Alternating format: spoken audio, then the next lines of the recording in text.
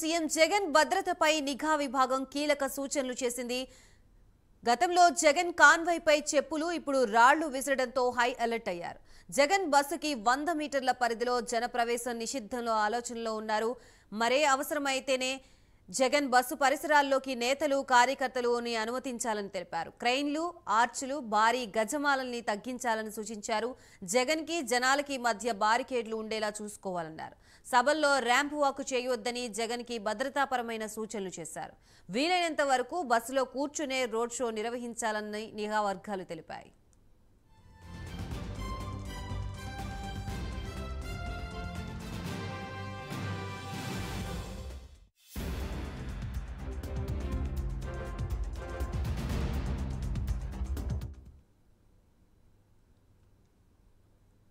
CM Jagan మీద దాడి ఘటనపై సిట్ ఏర్పాటు చేశారు. ఎస్పీ స్థాయి అధికారి నేతృత్వంలో సిపి క్రాంతి రాణా సిట్ ఏర్పాటు చేశారు. ఇప్పటికే ప్రత్యేక బృందాలు ఈ కేసు దర్యాప్తు చేస్తున్నాయి. అజిత్ సింగ్ నగర్ పిఎస్ పరిధిలో 3 సెల్ ఫోన్ టవర్స్ నుంచి డేటా స్వాధీనం చేసుకున్నారు. 20,000 సెల్ ఫోన్లు యాక్టివ్ గా ఉన్నట్లు గుర్తించారు. సీసీ ఫుటేజ్ ని అధికారులు పరిశీలిస్తున్నారు.